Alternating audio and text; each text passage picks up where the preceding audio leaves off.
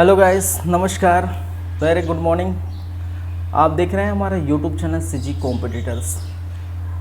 आज जो क्लास होने वाली है महिला पर्यवेक्षक में, वो आप देख पाएंगे घरेलू हिंसा से महिला संरक्षण अधिनियम 2005 की बात हम करेंगे। ठीक है, पिछले क्लास में जो है बाल श्रम देखे थे, फिर उसके पहले टोनही प्रथा, उसके पहले दहेज प्रताड़ना अधिनियम, फिर उसके पहले हमने बाल विवाह वगैरह बहुत सारी चीज़ें हम देख चुके हैं। आज की क्लास बेस्ड रहेगा घरेलू हिंसा से महिला संरक्षण अधिनियम 2005। तो क्या है देखिए, पहली बात तो समझिए घरेलू हिंसा। घरेलू हिंसा जो डोमेस्टिक वायलेंस होता है, कहने का मतलब है घर के अंदर महिलाओं पर जो होने वाले अत्याचार है, ठीक है, उन पर जो प्रताड़ना की जाती है, चाहे वो दहेज को लेकर हो, चाहे किसी बात को लेकर हो, पारिवारिक मुद्दे हो, कुछ भी हो, ठीक है। तो महिला के ऊपर जो गुजरती है, जो उनको प्रताड़ित किया जाता है, चाहे वो मानसिक रूप से हो, शारीरिक रूप से हो या आर्थिक रूप से उनको दिक्कतें आती हैं, उनसे, ठीक है, उन सभी का क्या करना है, संरक्षण करना है। और उसके लिए क्या बनाया गया है, सरकार ने एक अधिनियम बनाया गया जिसको हम कहते हैं घरेलू हिंसा से महिला संबंधित संरक्षण अधिनियम 2005। याद रखिए, ये सिर्फ और सिर्फ महिलाओं के लिए है। ठीक है, क्या है, ये सिर्फ और सिर्फ महिलाओं की हिंसा के संरक्षण के लिए। चलिए तो देखते हैं इसमें क्या कुछ बातें, थोड़ा परिचय हम देख लेते हैं।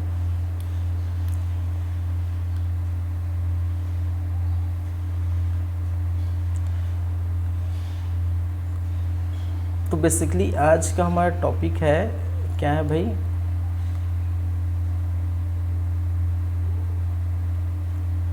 घरेलू हिंसा से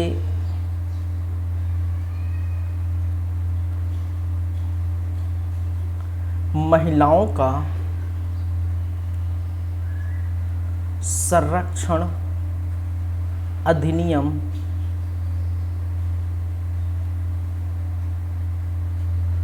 2005। क्लियर है बातें? घरेलू हिंसा से महिलाओं का संरक्षण अधिनियम 2005। याद रखेंगे, इसका अगर परिचय देखें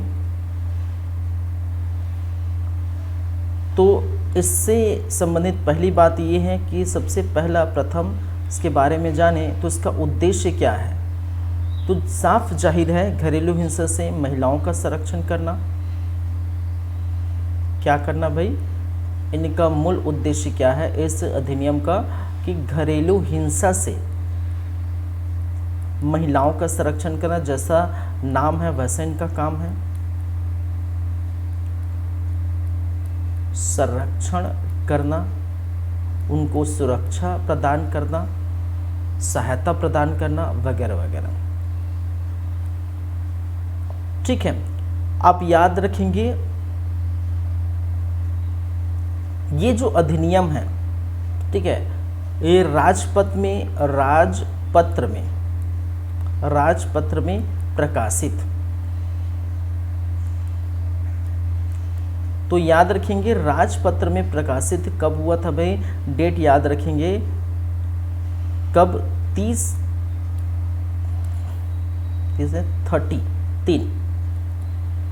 नहीं 3, ठीक है, 3 सितंबर सन 2005 को राजपत्र में प्रकाशित हुआ।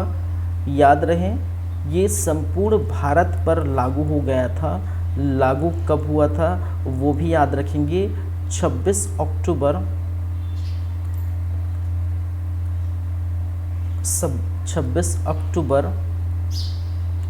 सन 2006। ठीक है, इस अधिनियम में अगर अध्याय की हम बात करेंगे, किसकी भाई, अध्याय, तो अध्यायों की संख्या कितनी है, अध्यायों की संख्या, टोटल अध्यायों की संख्या 5 है। और इन अध्याय में जो है धारा को जो है जगह दिया गया है और धाराओं की जो संख्या है वो कितनी है 37। टोटल धाराओं की संख्या कितनी है 37 और टोटल अध्याय की संख्या कितनी है 5। ठीक है, क्लियर है बातें। चलिए, तो यदि हम बात करें यहाँ अध्यायों की, तो सबसे पहले अध्याय फर्स्ट याद रखेंगे। अध्याय फर्स्ट संबंधित है प्रारंभिक से। किससे संबंधित है? प्रारंभिक।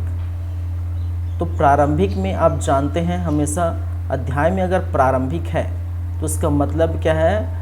इसका मतलब है कौन कौन सी धारा इसमें इंक्लूड रहेगा। हमेशा याद रखेंगे इसमें जो धारा रहेंगे इस अध्याय में, धारा इस अध्याय में जो धारा रहेंगे, धारा फर्स्ट एंड धारा सेकेंड, दो धारा को जगह मिली है कहाँ पर? और प्रारंभिक में जो अध्याय 1 में लिखित है।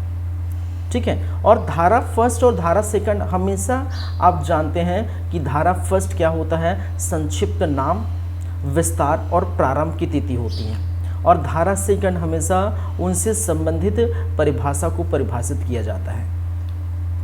ठीक है, तो ये याद रखेंगे। अध्याय नंबर सेकंड, अध्याय सेकंड में घरेलू हिंसा की बातें की गई है।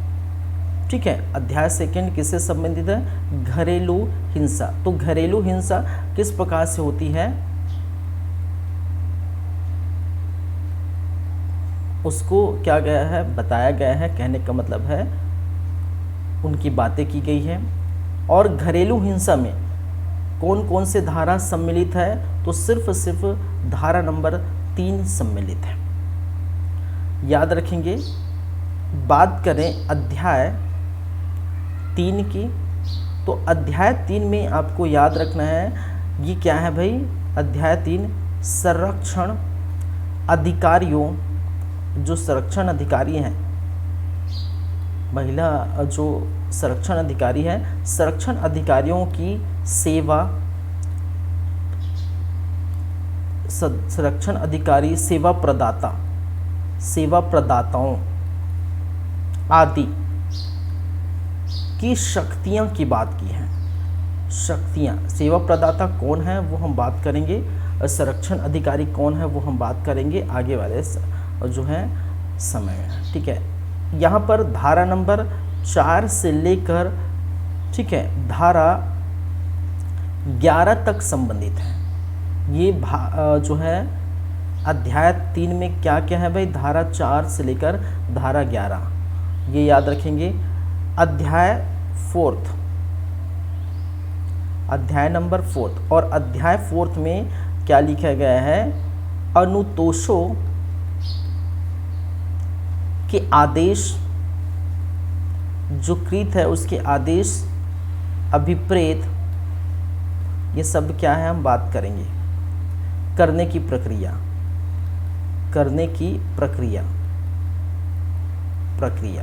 और ये इसमें आप याद रखेंगे, इसमें धारा 12 से लेकर धारा नंबर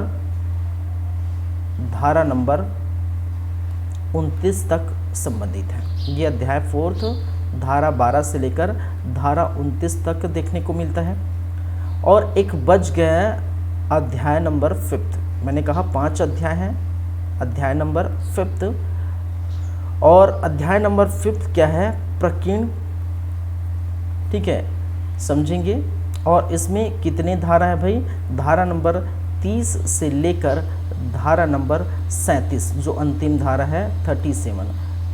तो ये आप क्या करेंगे? याद रखेंगे। ठीक है, ये चीज़ें याद रखेंगे कि अध्याय 1 में क्या है और अध्याय 1 में कितनी धाराएं हैं, अध्याय 2 में क्या है, अध्याय 2 में कितनी धारा है, 3, 4, 5, वैसे ही आपको इसको याद रखना है। जैसे कि इसको मैं आपको दिखा ही देता हूँ। ये लिखा हुआ है घरेलू हिंसा से महिला संरक्षण अधिनियम 2005 की बात की है। ठीक है, चलिए अब इसमें आप देख पाएंगे, जैसे कि मैंने कहा कि कितनी धाराएं हैं, 37 धाराएं हैं। वो अगर हम देखें तो अध्याय 1 में क्या है भाई? प्रारंभिक है और इसमें धाराओं की संख्या कितनी है, 2 है, 1 और 2। ठीक है। अध्याय 2 में क्या कहा गया है, घरेलू हिंसा की बातें की गई है और इसमें कितनी धारा है, केवल 3 धारा है, थर्ड। ठीक है, कहने का मतलब एक ही धारा है, धारा नंबर 3। अध्याय 3 में क्या कहा गया, संरक्षण अधिकारियों, सेवा प्रदाता आदि की शक्तियां और कर्तव्य की बातें की है, जैसे कि मैंने लिखा। ठीक है, इसमें धारा 4 से 11 तक संबंध है, 4 से 11 इसमें देखने को मिलेगा। क्या क्या है वो हम पढ़ेंगे। अध्याय 4 में अंतोषों के आदेश अभिप्राप्त करने के लिए प्रक्रिया। ठीक है, तो इस प्रकार से धारा 12 से लेकर कहाँ तक है, धारा 29 तक है। और अंतिम की बात करें अध्याय, तो इसमें धारा 30 से लेकर 37 तक है और उसी को मैं इस प्रकार से मैं लिखा हूँ। ठीक है, तो आप क्या करेंगे, इसको आप थोड़ा पढ़ेंगे, याद रखेंगे कि कौन से जो है अध्याय में कितनी धाराएं हैं। चलिए, ठीक है।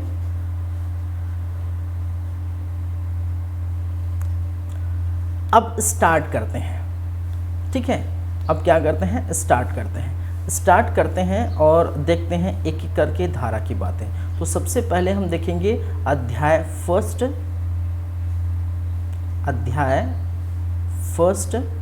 या भाग पहला, जिसमें इंक्लूड है धारा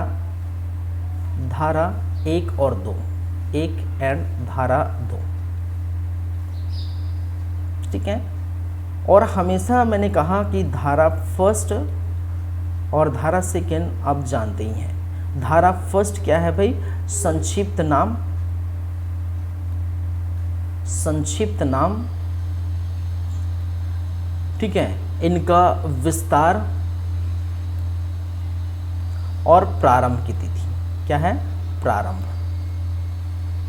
ठीक है, तो संक्षिप्त नाम आपको पता है, जो हम पढ़ रहे हैं, घरेलू हिंसा से महिलाओं का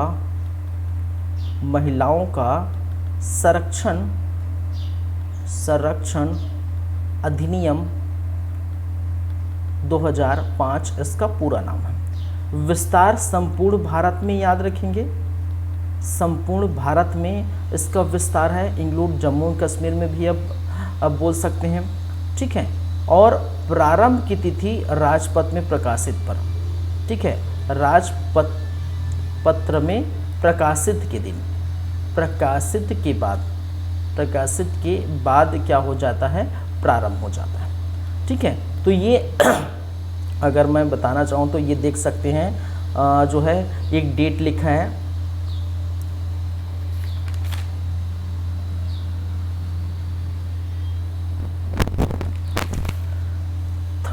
ये 3 लिखा, क्या, 13 सितंबर। ठीक है, याद रखिए ये 13 सितंबर है ना, 13 सितंबर। ठीक है, ये देख सकते हैं 13 सितंबर 2005 को क्या हुआ था, प्रकाशित हुआ था राजपत्र में। और याद रखेंगे 26 अक्टूबर 2006 को ये पूरी तरह से लागू हो गया था। ये लागू का डेट है, किसका डेट है भाई, लागू का डेट है 26 अक्टूबर 2006 को पूरी तरह से संपूर्ण भारत में लागू हो गया था। ठीक है, चलिए, तो याद रखेंगे संक्षिप्त नाम क्या है। ठीक है, घरेलू हिंसा से महिला संरक्षण अधिनियम 2005, इसका विस्तार संपूर्ण भारत में, और उस तारीख से ये जो है जारी हो जाएगा, जिस तारीख से राजपत्र में अधिसूचना जारी हो जाएगा। ठीक है, क्लियर है बातें। चलिए, अब बात करेंगे नेक्स्ट जो है वो धारा नंबर कौन सा, सेकंड।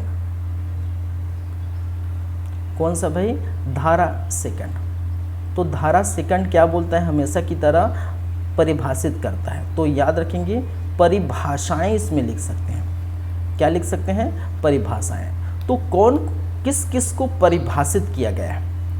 ठीक है, याद रखेंगे परिभाषा में लगभग कितने, 20 परिभाषाएं दी गई है।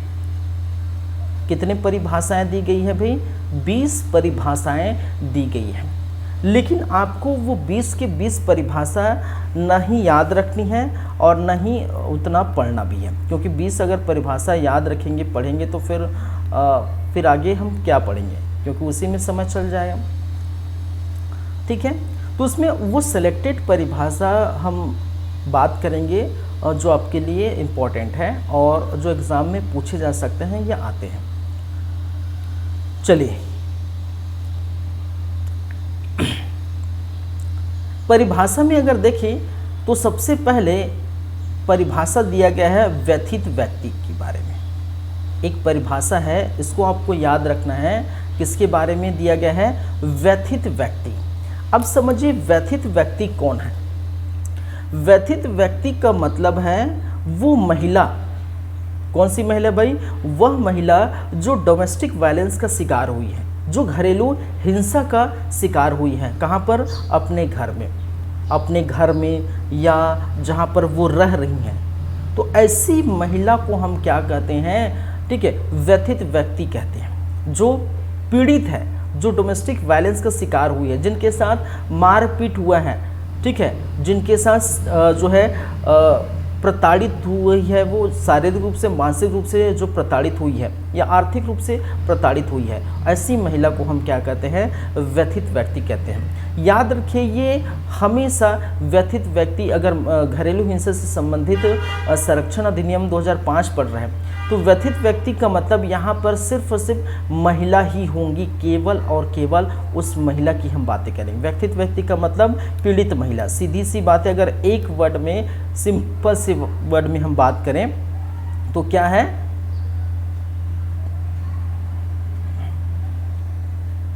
पीड़ित महिला।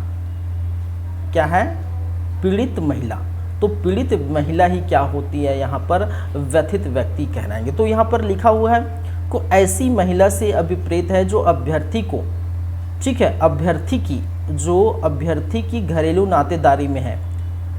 ये नातेदारी क्या है, ये हम बात करेंगे, घरेलू नातेदारी में है या आ रही हैं, जिनका अधिकथन है कि वो प्रत्यार्थी द्वारा किसी घरेलू हिंसा का शिकार रही है। यहाँ कुछ कुछ वर्ड है जो आपको जो समझना पड़ेगा। जैसे कुछ कुछ वर्ड कैसे समझने की बात कर रहा हूँ, जैसे अगर मैं बोलूँ, जैसे मैं बोलूँ प्रत्यार्थी, एक वर्ड है जिसकी मैं कह सकता हूँ प्रत्यार्थी, ठीक है। तो प्रत्यार्थी कौन है हम बात करेंगे। दूसरा एक वर्ड है जिसको हम कहेंगे घरेलू नातेदारी क्या होता है ये समझेंगे, ठीक है।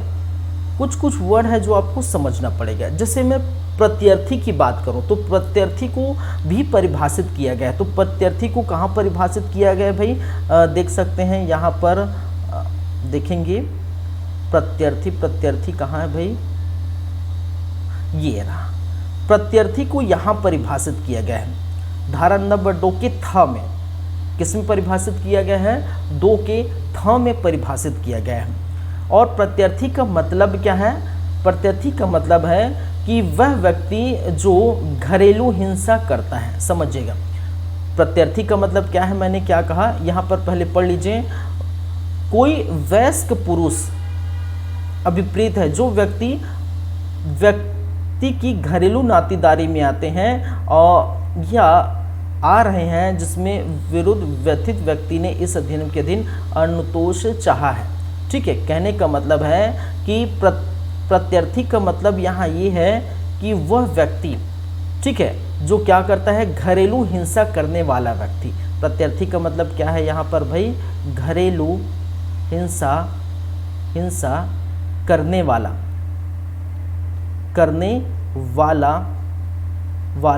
व्यक्ति। याद रखेंगे, घरेलू हिंसा करने वाला व्यक्ति को हम क्या करते हैं, प्रत्यार्थी कहते हैं, ठीक है। और ये याद रखिए, हमेशा और हमेशा क्या होंगे भाई, ये पुरुष होंगे, ठीक है। ये प्रत्यार्थी हमेशा क्या होंगे, पुरुष होंगे। और यहाँ पर व्यथित व्यक्ति हमेशा क्या होंगे, महिला होंगी और वो पीड़ित होगी। तो 2 चीज़ आपको समझ में आया अभी, ठीक है। ये चीज़ें आपको समझनी है, क्योंकि ये वर्ड प्रत्यार्थी है, घरेलू नातेदारी है या व्यथित व्यक्ति है, ये बाद में वो यूज़ होगा। जैसे एक वर्ड लिख दिया गया कि जो है व्यथित व्यक्ति को संरक्षण प्राप्त होगा, इस प्रकार से। तो व्यथित व्यक्ति का मतलब आपको समझना पड़ेगा पहले। तो व्यथित व्यक्ति का मतलब जो पीड़ित व्यक्ति है, और पीड़ित व्यक्ति हमेशा महिला होगी, ये पॉइंट याद रखेंगे, पहली नंबर की बातें। दूसरी नंबर की बातें याद रखेंगे। अब प्रत्यर्थी कौन होते हैं? तो प्रत्यर्थी का मतलब है घरेलू हिंसा करने वाला व्यक्ति, और वो हमेशा हमेशा पुरुष होंगे। जो मारपीट करता है, ठीक है, जो प्रताड़ित करता है, जो घरेलू हिंसा करता है, वो व्यक्ति क्या कहलाते हैं? प्रत्यर्थी कहलाते हैं, और हमेशा पुरुष ही होंगे, याद रखेंगे। इसमें एक वर्ड और आया था जिसे हम कहते हैं घरेलू नातेदारी। क्या कहते हैं? एक वर्ड और आया था, घरेलू नातेदारी। तो घरेलू नातेदारी को भी परिभाषित किया गया है, और परिभाषित कहाँ पर किया गया है भाई? धारा नंबर 2 के च में, ठीक है, धारा नंबर 2 के च में क्या इसको परिभाषित किया गया है? घरेलू नातेदारी को। तो घरेलू नातेदारी का मतलब क्या है भाई? तो ये बात भी समझिए। चलिए, घरेलू नातेदारी का मतलब ये है कि जिस घर में रहते हैं, जैसे मान के चलिए, ठीक है, धारा नंबर 2 की जो है परिभाषा हम देख रहे हैं, तो परिभाषा में मैंने कहा किसकी? व्यथित व्यक्ति की परिभाषा। एक हमने देखे सबसे पहले किसकी परिभाषा? व्यथित व्यक्ति। ये मैं लाइन से ऐसा नहीं लिख रहा हूँ कि क ख ग ग है जो है, ठीक है, आप पढ़ लीजिए कौन सा क है, कौन सा ख है, कौन सा ग है, ठीक है। मैं सिर्फ उसको परिभाषित कर रहा हूँ, परिभाषा को समझा रहा हूँ। व्यथित व्यक्ति का मतलब है, ठीक है, मैंने कहा पीड़ित व्यक्ति, ठीक है, उससे क्या है? पीड़ित व्यक्ति को हम व्यथित व्यक्ति कहें, और पीड़ित व्यक्ति हमेशा और हमेशा क्या होगी? महिला होगी, ये याद रखें। दूसरा परिभाषा हमने देखें किसकी भाई? जो है, क्या नाम है भाई, मैं भी भूल गया, प्रत्यर्थी, याद रखें। क्या है? प्रत्यर्थी। प्रत्यर्थी का मतलब है कि वह व्यक्ति जो क्या करता है? घरेलू हिंसा करता है, ठीक है। पीड़ित व्यक्ति या घरेलू हिंसा से शिकार व्यक्ति, हिंसा से शिकार,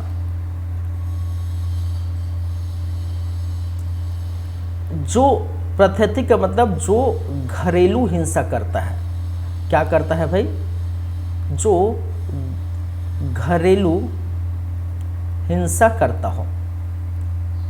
करता है, ठीक है। और ये हमेशा हमेशा याद रखेंगे कौन होंगे भाई? हमेशा हमेशा पुरुष होंगे, याद रखें। तीसरा चीज हमने देखें घर जो है नातेदारी, ठीक है। क्या देखें भाई? घरेलू नातेदारी। एक तीसरा परिभाषा है, क्या है? घरेलू नातेदारी। और घरेलू नातेदारी का मतलब है कि जहाँ पर हिंसा होती है, जहाँ पर हिंसा हो रही है, ठीक है, वहाँ जो है एक प्रकार से ब्लड रिलेशन बोल सकते हैं, ठीक है, जो है जैसे इसको पहले पढ़िए, जिसे ऐसे दो व्यक्तियों के बीच नातेदारी, ठीक है, रिश्ता जो साक्षी गृहस्थी में एक साथ रहते हो या किसी समय एक साथ रह चुके हो, जब वे समर्थ विवाह द्वारा या विवाह या दत्तक ग्रहण की प्रक्रिया के किसी नातेदारी संबंध रखता हो, ठीक है। ये सब मैं समझाऊंगा क्या क्या लिखा है, ठीक है। अब घरेलू नातेदारी कहने का मतलब है कि, ठीक है, रिश्ता घरेलू रिश्ता या संबंध से है। कैसे घरेलू रिश्ता, कैसे संबंध? जैसे मान के चलिए, ठीक है, डोमेस्टिक वायलेंस या घरेलू हिंसा दो के बीच होगा। कहने का मतलब एक पीड़ित व्यक्ति होगा और वो हमेशा महिला होंगी, और एक जो है प्रत्यर्थी होगा जो हमेशा पुरुष होगा, जो हमें क्या करेगा? हिंसा करेगा, ठीक है। तो उनके बीच जो संबंध होंगे वो किसके अंतर्गत आते हैं? घरेलू नातेदारी। और घरेलू नातेदारी में कौन कौन हो सकते हैं? या फिर अगर पहला पॉइंट लिखें तो किनके बीच हो सकता है? पिता और जो है बेटी के बीच, ठीक है, पिता और बेटी के बीच। कहने का मतलब अगर पिता प्रत्यर्थी है और बेटी व्यथित व्यक्ति जो पीड़ित है, ठीक है, और उनको मारपीट करता है किसी बात को लेकर, तब ये जो संबंध है उसको हम क्या करेंगे? घरेलू नातेदारी कहेंगे। ठीक है। दूसरी बातें, ससुर और जो है बहू, क्या है, ससुर और बहू। ससुर और बहू के बीच जो रिश्ता होगा उसको हम किस में मानेंगे, घरेलू नातेदारी में मानेंगे, ठीक है। तीसरा, पति और पत्नी, पति और पत्नी को हम घरेलू नातेदारी में मानेंगे। याद रखिए, यहाँ पर ये भी याद रखिए, एक पॉइंट आप याद रख सकते हैं, ठीक है। यहाँ पर पिता का मतलब जो है सौतेला पिता भी हो सकता है। यहाँ पर याद रखिएगा, सौतेला पिता और बेटी के बीच जो है रिश्ता किसके अंतर्गत आएंगे, घरेलू नातेदारी। कहने का मतलब एक घर, एक जहाँ आप रहते हैं उस जगह अगर कोई पिता अपनी बेटी को जो है हिंसा कर रहे हैं, ठीक है, मारपीट कर रहे हैं, तो वो घरेलू नातेदारी कहलाएंगे। कोई ससुर अपनी बहू को मारपीट कर रहे हैं तो फिर वो घरेलू नातेदारी कहलाएंगे। पति और पत्नी के बीच जो रिश्ता है, ठीक है, वो घरेलू नातेदारी कहलाएंगे। और उन दोनों के बीच यदि घरेलू हिंसा हो रही है, पति घरेलू हिंसा कर रहा है पत्नी पर, ठीक है। सौतेला पिता भी इसके अंतर्गत आएंगे। सौतेला पिता अगर अपनी बेटी को, ठीक है, क्या कर रहे हैं भाई, अपनी बेटी को क्या कर रहे हैं, ठीक है, वो घरेलू हिंसा कर रहे हैं, तो ये भी इसके अंदर। तो नातेदारी का मतलब स्त्री और पुरुष के मध्य रिश्ता क्या है, ठीक है, वो स्त्री और उस पुरुष के मध्य रिश्ता क्या है, जिनके जो एक घर के अंदर क्या हो रहा है, डोमेस्टिक वायलेंस हो रहा है किसी स्त्री के ऊपर, ठीक है। तो ये याद रखें, घरेलू नातेदारी वही कह रहा है, तो ये ठीक है, याद रखेंगे। तो ये कुछ लिखा है, विवाह द्वारा या विवाह के दत्तक ग्रहण करने की प्रक्रिया। कहने का मतलब है विवाह के पहले, विवाह के पूर्व, ठीक है, विवाह के बाद ससुर और बहू के बीच जो रिश्ता होगा, विवाह के पहले पिता और बेटी के बीच जो रिश्ता होगा, ठीक है, वो घरेलू नातेदारी में आ गया, ठीक है। डोमेस्टिक रिलेशनशिप बोल सकते हैं इसको, ठीक है, घरेलू नातेदारी या डोमेस्टिक रिलेशनशिप। एक वर्ड और आया है, साक्षी गृहस्थी, ठीक है। आप अगर गौर से पढ़े होंगे तो लिखा है कि एक ऐसा व्यक्ति जो व्यक्तियों के बीच नातेदारी प्रेत है, जो साक्षी गृहस्थी में एक साथ रहते हो या किसी समय एक साथ रह चुके हो, ठीक है। तो साक्षी गृहस्थी का मतलब क्या है, एक और परिभाषा आप याद रख सकते हैं, ठीक है, क्या है भाई, साक्षी गृहस्थी। और साक्षी गृहस्थी का मतलब क्या है, साक्षी गृहस्थी का मतलब है कि वह स्थान, ठीक है, क्या है, वह स्थान या वह घर जहाँ पर घरेलू नातेदारी जो है रहते हैं, घरेलू क्या है, नातेदारी रहते हों, ठीक है, उसको हम क्या कहते हैं, साक्षी गृहस्थी। जहाँ पर वो निवास करते हैं, रहते हैं। तो कुछ भी हो सकता है, निवास करने का जो है जरिया कुछ भी हो सकता है, या पहली बात है खुद का घर हो सकता है, खुद का घर हो सकता है, या किराया का घर हो सकता है, किराए का घर हो सकता है, कोई कुटुंब जो है स्थान हो सकता है, कुटुंब परिवार वाले स्थान हो सकते हैं, कुटुंब परिवार वाले स्थान हो सकता है। तो कोई भी स्थान जहाँ पर ऐसे फैमिली रहते हों जिनके बीच, ठीक है, घरेलू नातेदारी है और जिनके बीच घरेलू हिंसा होते हैं, जिनमें व्यथित व्यक्ति और प्रत्यर्थी शामिल हैं, ठीक है। तो एक साथ मैं सभी को बता दिया। चलिए, दो चार चीज़ आपको समझ में आया, ठीक है, चार चीज़ आपको समझ में आया भाई, ठीक है। साक्षी गृहस्थी का मतलब मैंने क्या कहा, वह स्थान या वह घर जहाँ पर क्या है, घरेलू नातेदारी रहते हैं, ठीक है। जैसे खुद का घर हो सकता है, किराए का घर हो सकता है, ठीक है, कुटुंब परिवार जहाँ घर हो सकता है, कहीं भी हो सकता है जहाँ पर ये लोग रहते हैं। तो पहली बात आपको समझ में आई, व्यथित व्यक्ति का मतलब पीड़ित व्यक्ति होगा, जो हिंसा का शिकार हुई है उसको हम व्यथित व्यक्ति बोलते हैं, और वो हमेशा महिला होगी। दूसरी बात है प्रत्यर्थी का मतलब जो घरेलू हिंसा करता है, ठीक है, जो डोमेस्टिक वायलेंस करता है वो प्रत्यर्थी कहलाता है, वो हमेशा पुरुष होंगे, ठीक है, महिला महिला के बीच नहीं होगा। जैसे सास और बहू के बीच जो झगड़ा हुआ, मान के चल सास ने बहू के बाल झटके, बहू ने सास के बाल झटक दिए, ठीक है, इस प्रकार का अगर कुछ होता है मामला तो ये घरेलू हिंसा से में नहीं आएगा, याद रखें। महिला महिला के बीच नहीं होगा, नहीं पुरुष पुरुष के बीच नहीं होगा, भाई भाई के बीच या जो है पिता और बेटे के बीच जो हिंसा होगा उसको हम घरेलू हिंसा नहीं कहेंगे, ठीक है।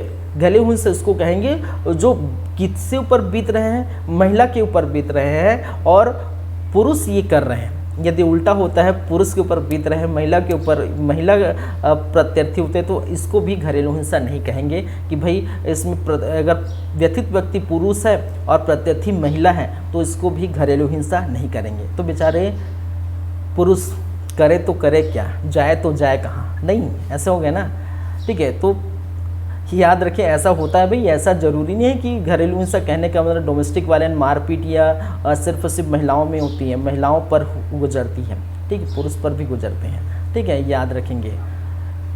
चलिए, तो व्यथित व्यक्ति यहाँ पर इस अधिनियम में बात करें तो व्यथित व्यक्ति पीड़ित व्यक्ति होगा, हिंसा का शिकार व्यक्ति होगा, ठीक है, वो हमेशा महिला होगी। प्रत्यर्थी हमेशा घरेलू हिंसा शिकार करने वाला व्यक्ति होगा, वो हमेशा पुरुष होगा। घरेलू नातेदारी का मतलब है उस घर में जो रिश्ता है जिसके अंतर्गत क्या हो सकता है, डोमेस्टिक वायलेंस या उसके अंतर्गत घरेलू हिंसा हो सकते हैं। तो सास बहू, पति पत्नी, पिता बेटी या सौतेला पिता बेटी के बीच जो संबंध है वो क्या कहेंगे, घरेलू हिंसा कहेंगे। साक्षी गृहस्थी का मतलब है वह स्थान जहाँ पर ये घरेलू नातेदारी रहते हैं या सभी मिलकर रहते हैं, ठीक है। जैसे कोई घर हो गया, उस घर में कुछ हो रहा है तो याद रखेंगे। तो ये सभी कुछ परिभाषा है, याद रखेंगे।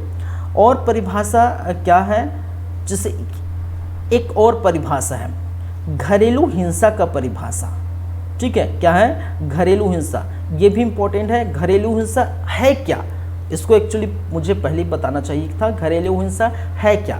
तो घरेलू हिंसा जो है मारपीट करना, जैसे इसको क्या कहा गया है घरेलू हिंसा को, ठीक है, धारा 3 में परिभाषित किया गया है। तो सबसे पहले हम धारा 3 ही देख लेते हैं, ठीक है, धारा 3 ही देख लेते हैं। धारा 3 क्या कहता है, धारा 3 में परिभाषित किया गया है, तो घरेलू हिंसा को ही हम क्या कर लेते हैं, देख लेते हैं भाई। चलिए, धारा 3 अध्याय 2 के धारा 3 में घरेलू हिंसा को परिभाषित किया गया है। ये लिखा है किसमें लिखा है भाई, उस धारा 2 में लिखा है, ठीक है। चलिए, तो इस अधिनियम के प्रयोजन के लिए प्रत्यर्थी का कोई कार्य, प्रत्यर्थी मतलब जो घरेलू हिंसा करता है, तो प्रत्यर्थी का कोई कार्य, जैसे मैं बोल दूं, प्रत्यर्थी बोल दूं और व्यथित व्यक्ति बोल दूं, या मैं जो घरेलू नातेदारी बोल दूं, या मैं साक्षी गृहस्थी बोल दूं, तो आपके दिमाग में आ जाना चाहिए, आपके दिमाग में ये सारी बातें आपको याद आ जानी चाहिए। व्यथित व्यक्ति बोल रहा हूँ तो पीड़ित व्यक्ति की बातें कर रहे हैं, प्रत्यर्थी बोल रहा हूँ तो घरेलू हिंसा करने वाले व्यक्ति की बातें कर रहे हैं, घरेलू नातेदारी कर रहे हैं तो संबंध की बातें कर रहे हैं, साक्षी गृहस्थी बोल रहा हूँ तो इसका मतलब उस घर उस जगह रहने वाली बात कर रहे हैं, ठीक है, ठीक है। तो ये सारी याद रखेंगे, ठीक है।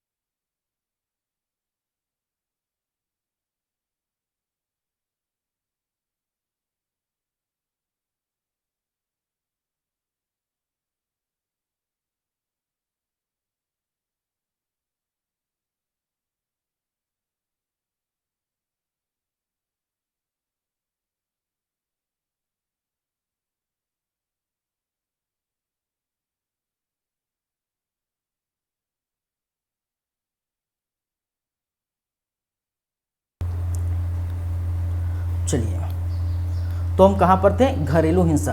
तो इस अधिनियम के प्रयोजन में प्रत्यर्थी, ठीक है, कोई कार्य, कोई लोप, किसी कार्य का करना या आचरण घरेलू हिंसा गठित करता है यदि, ठीक है, व्यथित व्यक्ति के स्वास्थ्य से संबंधित, सुरक्षा, जीवन अंग की या चाहे मानसिक या शारीरिक भलाई की अपहानि करता है, ठीक है। कहने का मतलब उसको शारीरिक नुकसान पहुंचाता है, ठीक है, शारीरिक नुकसान पहुंचाता है, शोषण करता है, मारपीट करता है, ठीक है, मानसिक नुकसान पहुंचाता है, ठीक है उनको, ठीक है मानसिक नुकसान किसी भी प्रकार का हो सकता है, उनको कुछ भी हो सकता है, या बात बात में बोला जाए कि आपके पिता ने मुझे दहेज नहीं दिया, या आपने क्या किया, ठीक है, और या फिर आप खाना बनाने नहीं जानती, ये नहीं करती, वो नहीं करती, दुनिया भर का जो है ठीक उनको बोल के सुनाना, ठीक है। तो ये क्या है, मानसिक जो है कुछ कुछ उनको बोलना, हमेशा गाली देना, गाली गलौज देना, डांटना, ठीक है, ये इस प्रकार की जो मानसिक और जो शारीरिक कहने का मतलब है मारपीट करना, ये शारीरिक में आ जाता है,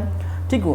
तो ये करना, ठीक है, क्षति पहुंचाना, साथ ही साथ उसके अंतर्गत शारीरिक दुरुपयोग करना, ठीक है। शारीरिक दुरुपयोग कहने का मतलब ये भी हो सकता है कि ठीक है इनके बीच हो सकता है कि जबरदस्ती जो है जबरदस्ती करने की कोशिश करना महिला के ऊपर, ठीक है, ये भी इसके अंतर्गत आप आ सकते हैं, ठीक है। और लैंगिक दुरुपयोग करना, ठीक है, उसको गाली गलौज देना, ठीक है, साथ ही साथ मौखिक रूप से भावनात्मक दुरुपयोग, आर्थिक दुरुपयोग, ठीक है, हो सकता है उनकी आर्थिक का मतलब उनको जो भी चीज़ चाहिए रहता है खाने पीने, या जो भी उनकी आर्थिक, देखिए आर्थिक स्थिति सब जो है सबके लिए, आर्थिक स्थिति के लिए सबके लिए पैसा चाहिए, ठीक है, पैसा चाहिए, तो पैसे जो भी चाहिए उसको कोई भी सामान चाहिए, कुछ भी चाहिए, तो उसके लिए पैसा ना देना, या किसी प्रकार से बोल देना पैसा नहीं है, या फिर किसी भी प्रकार की आर्थिक स्थिति उनका नुकसान होना, ठीक है।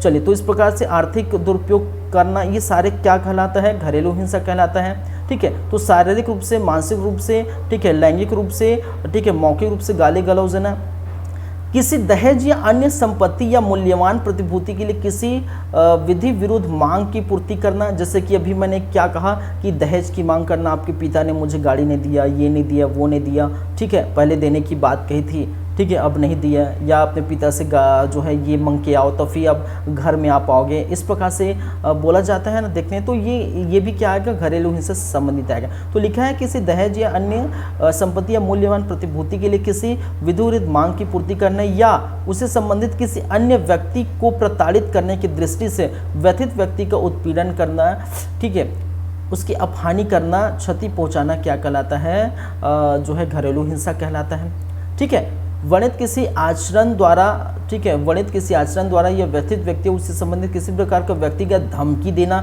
धमकी यहाँ पर कहने का मतलब है कि अगर तुम ऐसा नहीं करोगी तो तुम मुझे मार दूंगा मैं तुझे, ठीक है, ऐसा तुम नहीं करोगी तो मैं तुझे मार दूंगा। तो मारने की जो धमकी देता है, मार पीट करता है, मारने की धमकी देता है, ठीक है, ऐसा करोगी तो मार दूंगा, तो इस प्रकार से मारने की धमकी देता है। तो ये भी क्या है, घरेलू हिंसा से संबंधित है, घरेलू हिंसा की परिभाषा में आते हैं। तो व्यथित व्यक्ति, एक और दिया है, व्यथित व्यक्ति को अन्यथा क्षति पहुंचता है, उत्पीड़न कारित करता है, चाहे वो शारीरिक रूप से, मानसिक रूप से।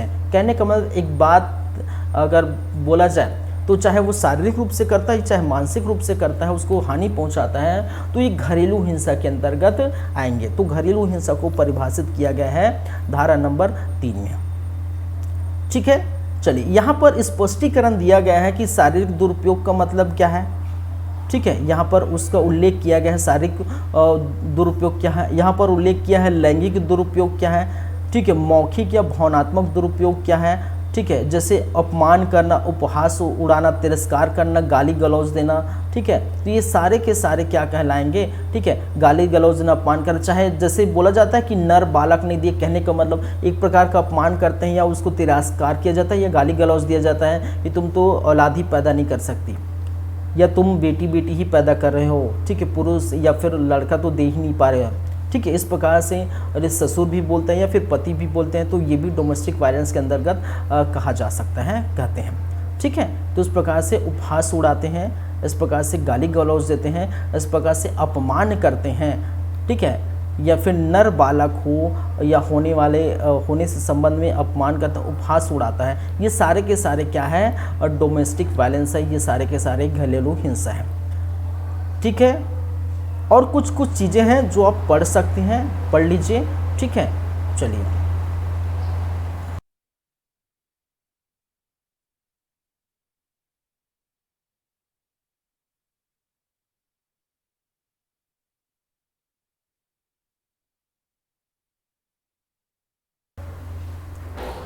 चलिए, ठीक है। तो ये सारे की सारे चीज़ें आप क्या कर सकते हैं, पढ़ सकते हैं, घरेलू हिंसा क्या है।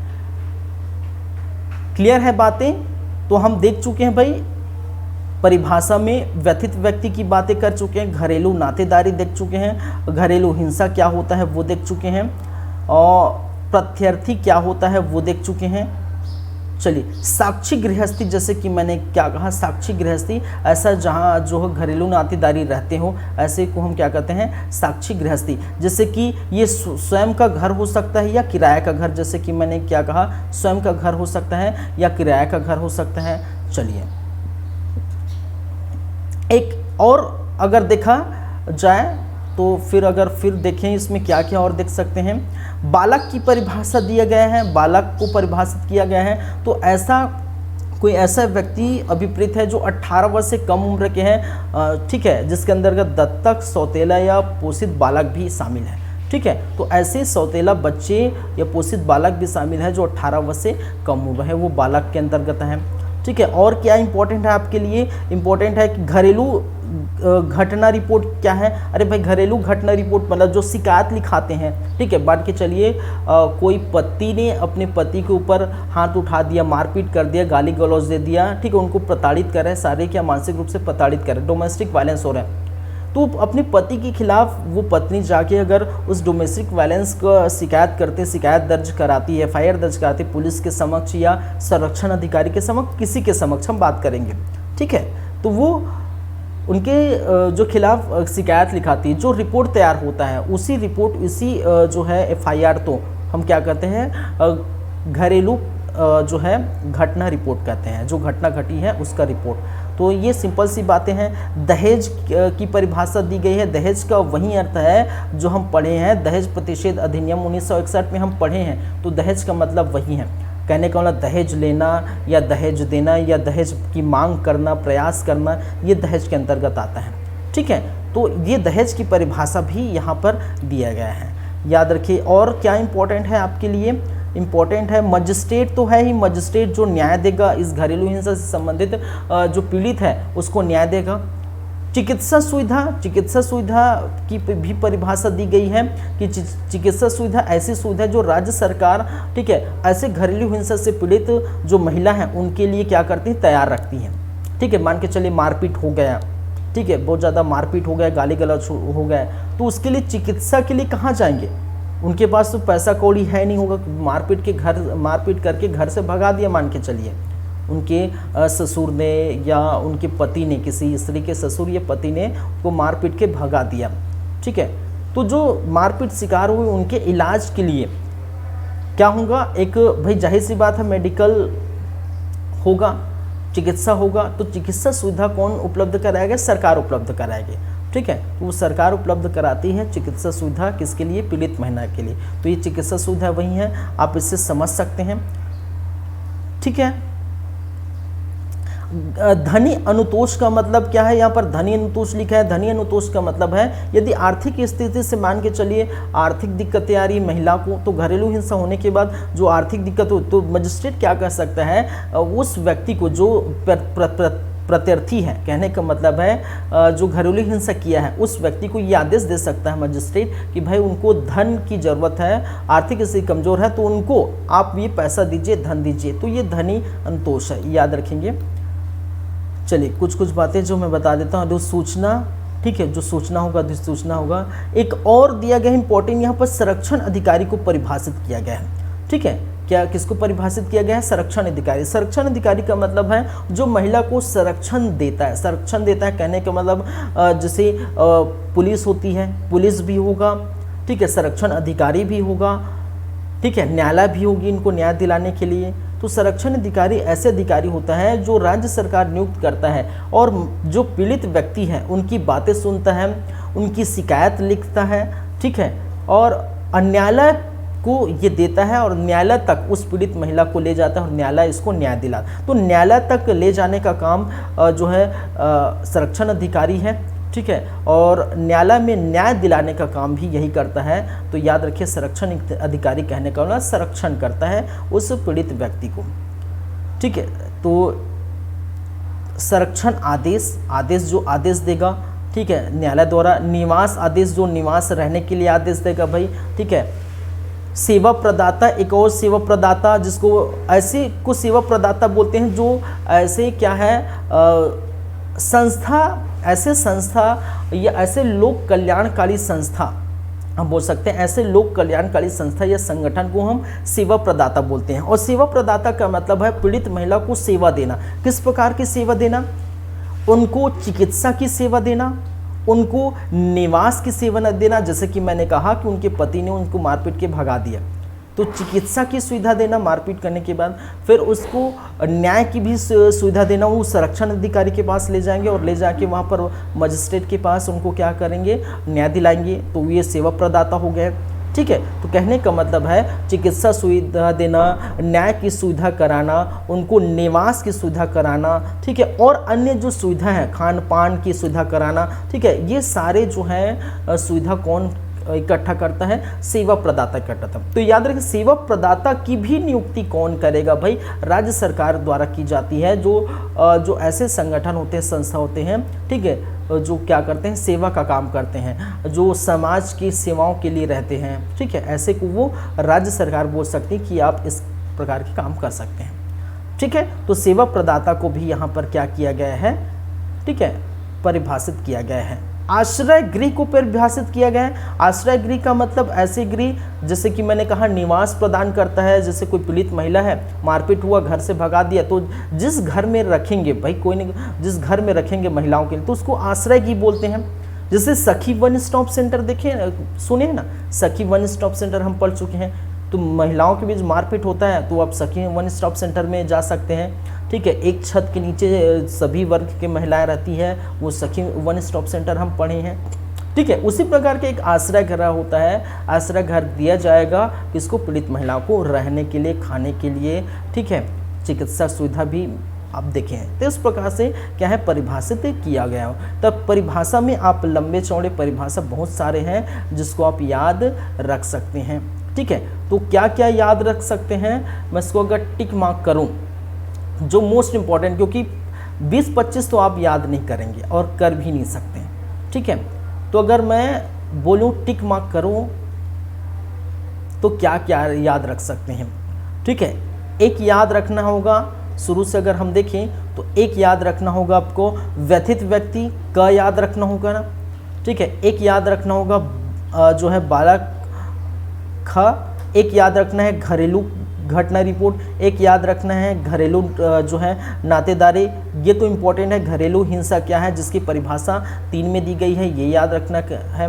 ठीक है, चिकित्सा सुविधा याद रखना है। ठीक है, आपको याद रखना है संरक्षण अधिकारी, आपको याद रखना है प्रत्यार्थी के बारे में, आपको याद रखना है सेवा प्रदाता के बारे में, आपको याद रखना है साक्षी गृहस्थी के बारे में, आश्रय के बारे में। तो 1 2 3 4 5, इस पेज में 5 हो गए, इस पेज में हो गए 1 2 3 4, ठीक है, और 5 6, तो लगभग 8 से 10। ठीक है, 10 लगभग 20 परिभाषा में 10 परिभाषा आप याद रखेंगे, क्योंकि यहाँ बहुत इंपॉर्टेंट है। आपसे पूछ दिया जाएगा डायरेक्टली, निम्नलिखित में से व्यथित व्यक्ति, ठीक है, से तात्पर्य है। आपसे क्वेश्चन पूछा जाएगा, निम्नलिखित में से घरेलू हिंसा से संबंधित महिला संरक्षण अधिनियम में जो है व्यथित व्यक्ति से तात्पर्य है, या व्यथित व्यक्ति से आप क्या समझते हैं? ऑप्शन होगा पीड़ित व्यक्ति से, ठीक है, ऑप्शन बी होगा जो है घरेलू हिंसा करने वाला व्यक्ति, ऑप्शन सी होगा इन ए और बी दोनों, ऑप्शन डी होगा इनमें से कोई नहीं। ऐसे क्वेश्चन पूछा जाता है। ठीक है, तो इस प्रकार से क्वेश्चन के लिए आप क्या करिए, तैयार रहिए। तो ये परिभाषा इंपॉर्टेंट है, याद रखेंगे, क्योंकि ये डायरेक्टली आपको समझ नहीं आएगा ना, व्यथित व्यक्ति डायरेक्टली चीज़ें समझ नहीं आएंगी, तो इसलिए आप ध्यान रखिए।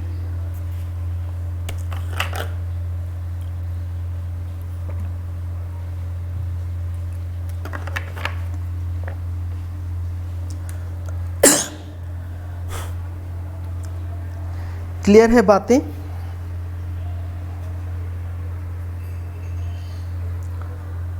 क्लियर है भाई? आगे बढ़ें, आगे चलें। चलिए,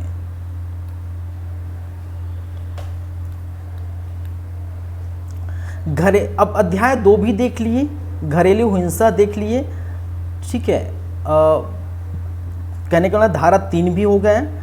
आगे हम बढ़ते हैं, आगे बढ़ते हैं। देखिए, और एक चीज़ मैंने कहा, जो परिभाषा दिया गया है वो इसलिए इम्पोर्टेंट है क्योंकि आने वाले जो समय है, आने वाले समय कहने का मतलब जो देखेंगे इसके बाद, इनमें सभी चीज़ यूज होंगे। व्यथित व्यक्ति, प्रत्यर्थी, सेवा प्रदाता, संरक्षण अधिकारी, साक्षी, गृहस्थी, जो है रिश्ते नातेदारी क्या है, घरेलू नातेदारी, ये सभी यूज़ होंगे। ठीक है, तो ये इसलिए परिभाषित किया जाता है ये सारे, कि आगे आने वाले समय ये यूज़ होते हैं। जैसे ही आप देखेंगे अध्याय 3 संबंधित है किसे, संरक्षण अधिकारियों, सेवा प्रदाताओं की शक्ति और कर्तव्य। यहाँ पर जो है क्या है, संरक्षण अधिकारी और जो सेवा प्रदाता है, ठीक है, उनका क्या रोल है, किस प्रकार की उनकी शक्तियाँ हैं, किस प्रकार का कर्तव्य है, ये बताया गया है किसमें, धारा 3 में। और अध्याय 3 में, मैंने क्या कहा, अध्याय 3, ठीक है, नहीं धारा 3 नहीं, अध्याय 3, ठीक है। तो अध्याय 3 की धारा नंबर 4 में किसकी बातें की गई है कि संरक्षण अधिकारियों को जानकारी का दिया जाना और जानकारी देने वाले के दायित्व का अपवहन, ठीक है। जैसे जानकारी कौन दे सकता है, जो संरक्षण अधिकारी का मतलब क्या है भाई, संरक्षण अधिकारी जो संरक्षण प्रदान करते हैं पीड़ित महिला को, ठीक है। चलिए, तो कोई व्यक्ति जिनके पास ऐसा विश्वास करने का कारण है कि घरेलू हिंसा का कोई कार्य हो चुका है या हो रहा है या किए जाने की संभावना है, तो वह संबंध संरक्षण अधिकारी को इसके बारे में जानकारी दे सकता है। तो कोई भी व्यक्ति हो सकता है, जैसे मैं देख लूँ कि भाई इनके घर के यहाँ मारपीट हो रहा है, ठीक है, लगातार 2 दिन से जो है मारपीट की जो है चीखें सुनाई दे रही है, इस प्रकार से मुझे महसूस होता है, या लड़ाई झगड़े हो रहे हैं, मुझे लगता है कि ये होगा, आगे बढ़ेगा, लड़ाई झगड़ा बहुत ज़्यादा बढ़ेगा, ठीक है, या हो सकता है संभावना हो या हो चुका हो। तो ऐसी स्थिति में मैं जा सकता हूँ संरक्षण अधिकारी के पास और बोल सकता हूँ कि भाई इस स्थान पर, इस घरेलू नातेदारी में, इस घर में क्या हो रहा है, ऐसी चीज़ें घटना हो रही। तो यदि वो शिकायत ऐसी होता है तो शिकायत दर्ज करने के बाद वो उनको क्या करता है, वो उनकी खबर लेता है, ठीक है। फिर जाके घर में महिला से या पुरुष से पूछेगा, ठीक है, कि ऐसा आप कर रहे हैं या ऐसा आपके साथ हो रहा है। तो महिला अगर हाँ बोलती है, रिपोर्ट दर्ज कराती है, तो वो उसको न्यायालय पर जो पुरुष है, ऐसे पुरुष जो प्रत्यर्थी है, जो घरेलू हिंसा करते हैं, उसको न्यायालय के समक्ष प्रस्तुत किया जा सकता है संरक्षण अधिकारियों के द्वारा। तो ये इनके कार्य है। तो बहुत सारे कार्य हैं जैसे कि हम पढ़ेंगे, ठीक है। चलिए, पुलिस अधिकारियों, सेवा प्रदाता और मजिस्ट्रेट के कर्तव्य यहाँ पर दिया गया है, ठीक है।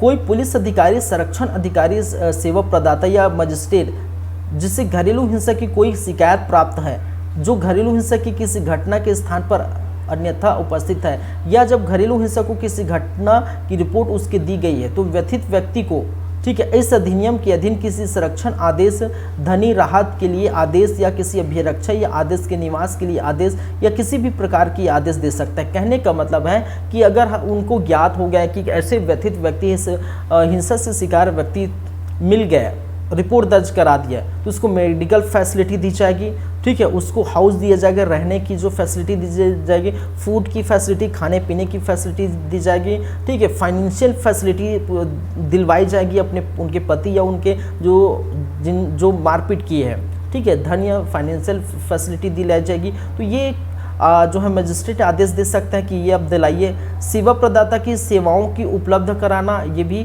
ठीक है, संरक्षण अधिकारी को सेवाओं की उपलब्ध कराना, ठीक है। विधिक सेवा प्राधिकरण अधिनियम, ठीक है, जहाँ किसी सुगम हो, भारतीय दंड संहिता के अधीन इसको फाइल करने के अधिकार होगा। तो इस प्रकार से बहुत सारे अधिकार इसमें दिए गए होंगे और यहाँ पर अगर दे सकते हैं, ठीक है। तो ये आप क्या है, जैसे कि मैंने कहा, पुलिस अधिकारी, सेवा प्रदाता, मजिस्ट्रेट की कर्तव्य है कि व्यथित व्यक्ति को, ठीक है, क्या दिलाना, न्याय दिलाना, आश्रय दिलाना, भोजन वगैरह सभी चीज़ दिलाने का कार्य ये करते हैं।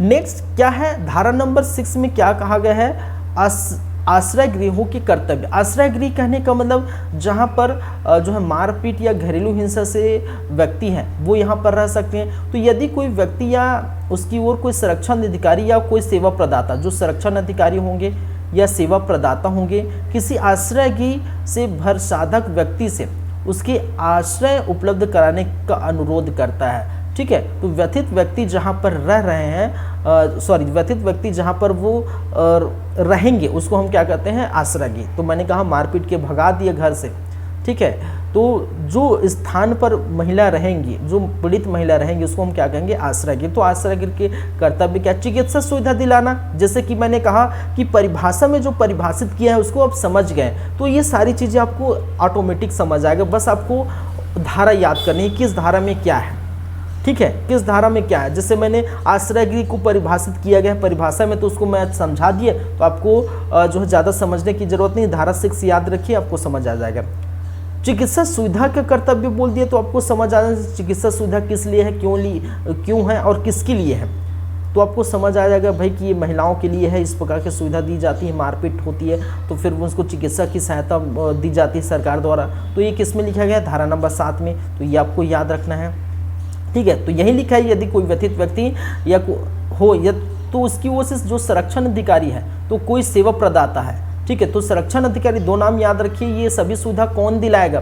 देखिए इसमें 3-4 चीज़ें इंपॉर्टेंट है। एक तो मजिस्ट्रेट है, पहली बात है जो न्याय देता है, ठीक है। रिपोर्ट लिखने का कार्य पुलिस भी कर सकती है यहाँ पर, जो अब रिपोर्ट लिखने का कार्य या कहने का शिकायत दर्ज करने का कार्य संरक्षण अधिकारी भी कर सकता है। और तीसरा सेवा प्रदाता। तो अगर आप पीड़ित व्यक्ति हैं, मान के चलिए आप पीड़ित व्यक्ति है, तो किनके पास जा सकते हैं, 3 लोगों के पास सकते हैं, 3 इंसान, पुलिस के पास जा सकते हैं, संरक्षण अधिकारी के पास जा सकते हैं, सेवा प्रदाताओं के पास जा सकते हैं जो सेवा देते हैं, ठीक है। तो सेवा प्रदाता, संरक्षण अधिकारी, पुलिस। तो पुलिस की नियुक्ति पुलिस विभाग द्वारा होती है। सेवा प्रदाता और संरक्षण अधिकारी जिसकी नियुक्ति सरकार करती है, ठीक है। और सरकार ये आदेश देती है कि ये पीड़ित महिला को ये करा सकते हैं, ठीक है। तो सरकार आदेश देती है, सरकार का काम करता है, लेकिन इसका फैसला कौन करेगा, एक चीज़ और समझिए, मजिस्ट्रेट जो भी कहेंगे कि भाई ये व्यथित व्यक्ति हैं, इनको धनराशि दिलाइए, ये व्यथित व्यक्ति हैं, इनको आप चिकित्सा की सुविधा दिलाइए, ये व्यथित व्यक्ति इनको आश्रय गृह दिलाइए, निवास दिलाइए, व्यथित व्यक्ति इसको फूड, कहने का मतलब इसको खाने पीने की सुविधा दिलाइए। तो ये मजिस्ट्रेट बोल सकता है, ठीक है। किसको बोल सकता है, संरक्षण अधिकारी को, या बोलने से पहले उनकी स्थिति देखकर ये कर सकते हैं। संरक्षण अधिकारी या सेवा प्रदाता का यही काम है, उनकी स्थिति देख के, ये गंभीर स्थिति में है भाई, ये मेडिकल की फैसिलिटी चाहिए तो उनको ये दे सकता है, ठीक है। ये सभी चीज़ें हो सकती हैं। तो मजिस्ट्रेट है, पुलिस है, इसमें कौन कौन कार्य करते हैं, मजिस्ट्रेट है, ठीक है, पुलिस है, और आपका जो है संरक्षण अधिकारी है जो सेवा प्रदाता है, और सबसे ऊपर आप बोल सकते हैं राज्य सरकार है, ठीक है। तो ये सारी चीज़ें हैं, याद रखेंगे। तो किसके पास जा सकते हैं, तीनों के पास जा सकते हैं। तो याद है, कोई व्यक्ति जो संरक्षण अधिकारी या कोई सेवा प्रदाता हो, किसी चिकित्सा सुविधा जो है उस व्यक्ति को करा सकते हैं। बस यही बात बोला गया है, लंबे चौड़े पढ़ने की जरूरत नहीं है, आपको सिर्फ समझना है, ठीक है, सिर्फ समझना, क्योंकि इतनी सारी चीज़ें पढ़ नहीं सकते, याद नहीं कर सकते। ये रटने वाली बात, पढ़ने वाली बात, ठीक है, बिल्कुल नहीं है। आपको चीज़ें हाँ याद रखेंगे तो सिर्फ धारा याद रखेंगे या अध्याय याद रखेंगे, किस अध्याय में क्या कहा गया है और उस अध्याय के अंदर धारा कितनी है और किस धारा में क्या कहा गया है, बस ये याद रखना है। फिर चीज़ें आपको समझनी पड़ेगी, सारी बातें, ठीक है। चलिए,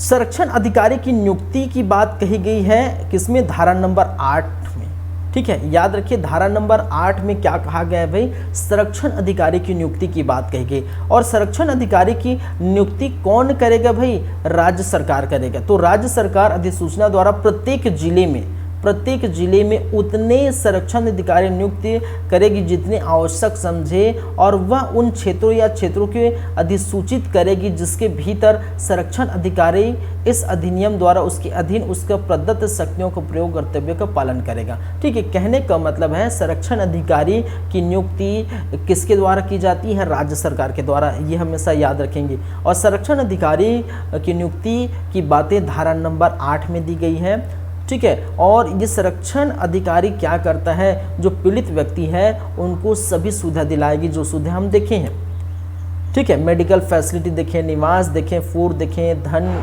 वगैरह सभी सुविधा वो दिलाएंगे। कौन? संरक्षण अधिकारी, याद रखेंगे। तो इनकी नियुक्ति कौन करता है? राज्य सरकार। ऐसे संरक्षण अधिकारी जहाँ पर संभव हो, ठीक है, महिला होगी, ठीक है, ऐसे संरक्षण अधिकारी जहाँ पर संभव हो महिला होगी, उसके पास ऐसे अर्हता और अनुभव होगा जो विधित किया जाएगा, ठीक है। याद रखिए एक चीज और याद रखिए, संरक्षण अधिकारी की नियुक्ति की जाएगी और संरक्षण अधिकारी में, ठीक है, संरक्षण अधिकारी में याद रखेंगे, ठीक है, 5 बोल सकते हैं सदस्य होंगे, ठीक है।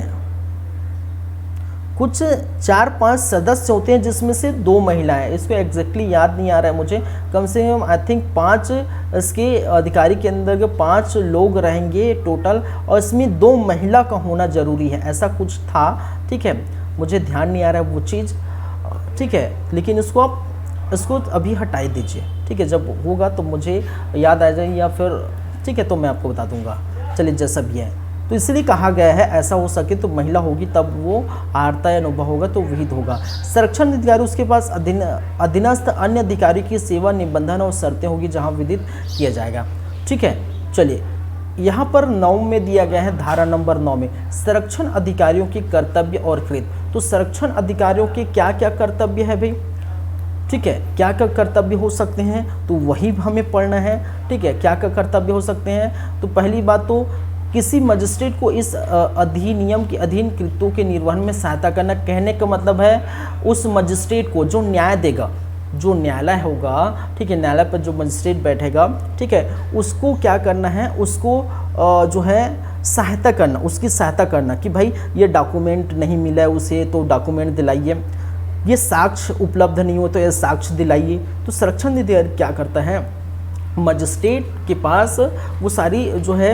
मजिस्ट्रेट की कहने का मतलब जो नीड है, वो आवश्यकता जो भी डॉक्यूमेंट मांगेगी उसको क्या करेगा, वो देंगे, ठीक है, उनकी सहायता करता है, ठीक है, क्या करता है, सहायता करता है, हेल्प करता है। दूसरी बात है घरेलू हिंसा की शिकायत प्राप्त करता है, ठीक है, घरेलू हिंसा की शिकायत प्राप्त करेगा वे किसी मजिस्ट्रेट को, ऐसे प्रारूप रीति ये पढ़ लीजिएगा जो भी है, बस ये याद रखिएगा कि घरेलू हिंसा की शिकायत प्राप्त करता है। और शिकायत के बाद क्या होगा आप जानते हैं, किसी मजिस्ट्रेट को यदि व्यथित व्यक्ति किसी संरक्षण आदेश की जारी करने के लिए अनुतोष का दावा करता है तो इसे प्रवृत्ति में विहित किया जाएगा, ठीक है। तो ऐसे में आवेदन करना जो है आवश्यक है, ठीक है। किसी मजिस्ट्रेट को यदि व्यथित व्यक्ति संरक्षण का आदेश देता है तो वे जो है अनुतोष का दावा करता है तो ये आप दिला सकते हैं।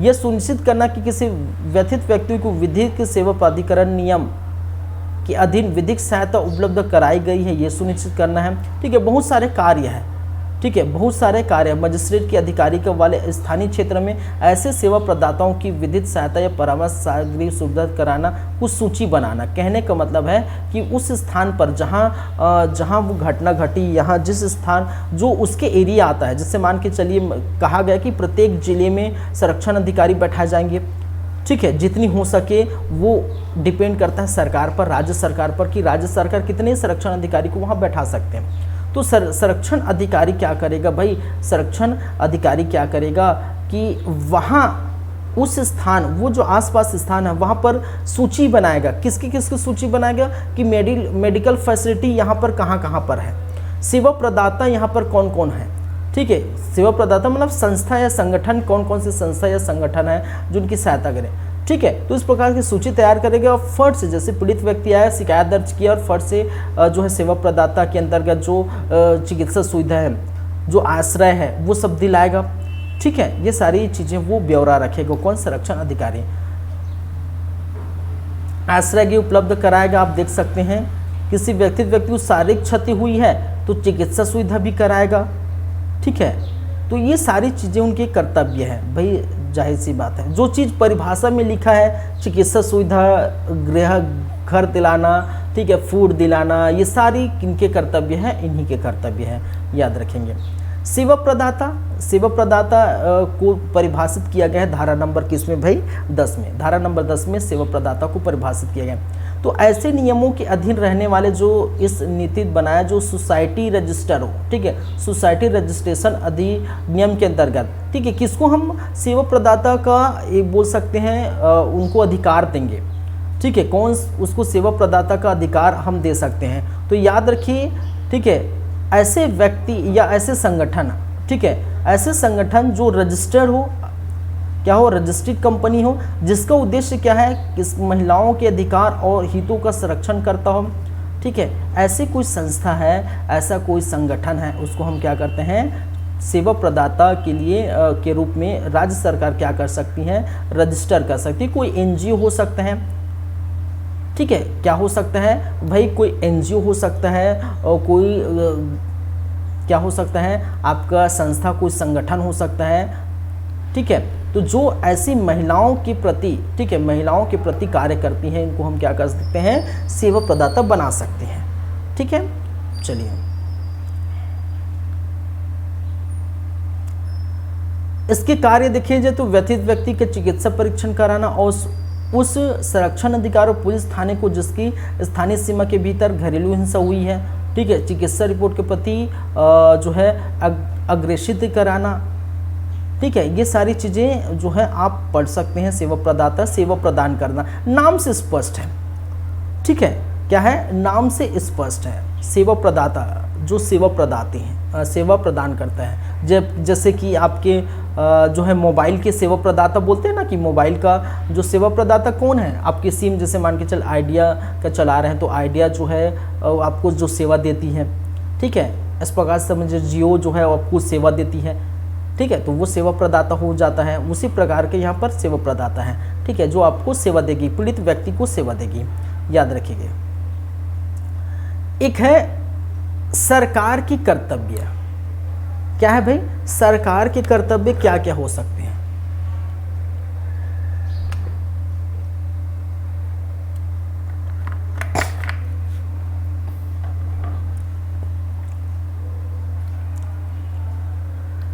चलिए, सरकार के कर्तव्य, केंद्रीय सरकार द्वारा प्रत्येक राज्य यह सुनिश्चित करने के लिए सभी उपाय करेगी, ठीक है। तो केंद्रीय सरकार जो है प्रत्येक राज्य को ये सुनिश्चित करता है कि ये सभी जो है चीज़ें को अपनाएगी, ठीक है। तो केंद्र सरकार सभी राज्यों को क्या कर सकती है, जो है आदेश दे सकती है कि भाई सभी राज्यों में हुआ चाहिए। चलिए, इस अधिनियम के बंदों का नियमित अंतरालों तक लोक मीडिया के माध्यम के अंतर्गत टेलीविजन है, जैसे टीवी वगैरह है, रेडियो है, प्रिंट मीडिया है, समाचार है, एडवर्टाइजमेंट है, ठीक है, आदि से क्या किया जाए, जो है प्रसार किया जाए कि ऐसे किसी को प्रताड़ित नहीं करना है, घरेलू हिंसा नहीं करना है, घरेलू हिंसा से जो है आपको ये सज़ा हो सकती है, इतने साल की सज़ा हो सकती है, ये होगा, कारावास होगा, वो हम देखेंगे बाद में कितनी होगी सज़ा, ठीक है। ये सारी चीज़ें क्या होगा, प्रचार प्रसार करेंगे टीवी के माध्यम से, ठीक है, टेलीविज़न के माध्यम से देखते हैं ना, आज कितने एडवर्टाइजमेंट देते हैं, उसमें घरेलू हिंसा के एडवर्टाइजमेंट हो। रेडियो के माध्यम से बताया जाता है कि ऐसे ऐसे आप करेंगे तो आपको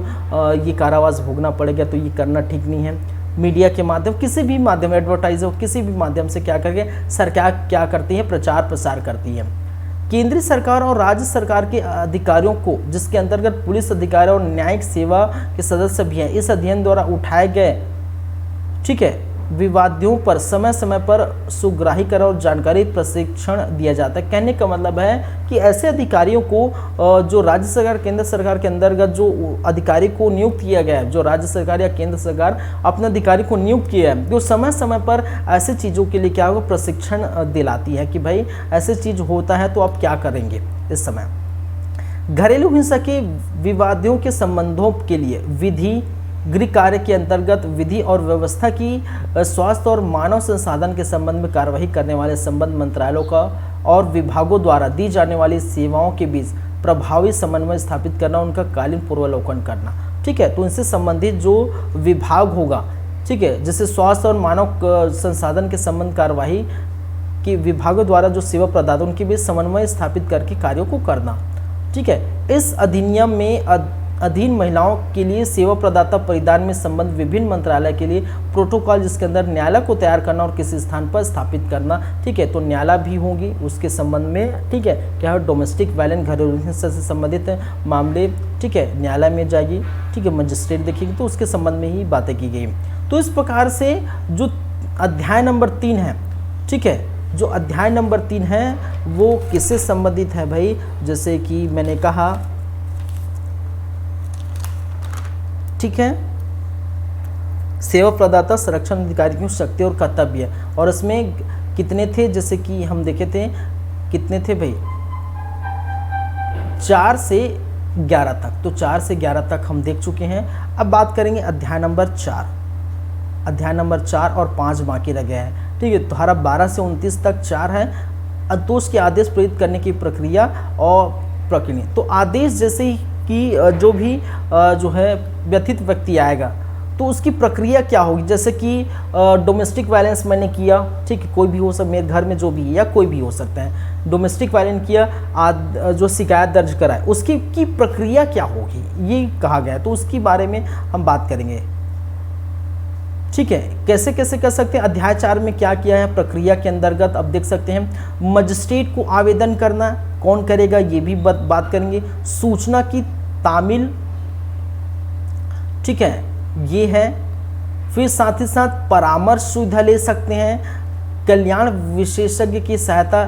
16 में कार्यवाही का बंद कमरे में किया जाना, ये भी। साक्षी गृहस्थी में निवास करने का अधिकार, जो है संरक्षण आदेश, निवास आदेश, ठीक है।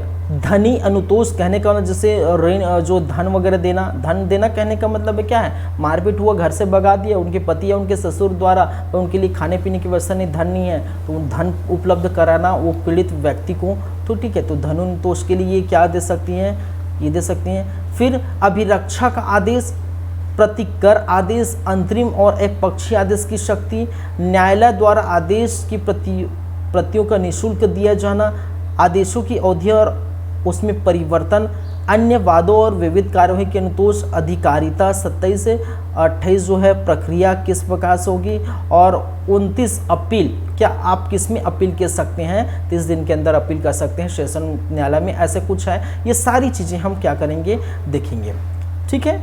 तो कितने बज गए, 4 और क्या बज गए, 5 बज गए। तो देखिए ये जो है एक क्लास में तो संभव नहीं है, ठीक है। 4 हो गया और 5 का 5 में प्रक्रिया है, बहुत सारे जो है इसमें चीज़ें हैं, ठीक है। इसको अच्छे से हम बात करेंगे। 37 देख सकते हैं, कुल 37 धारा है,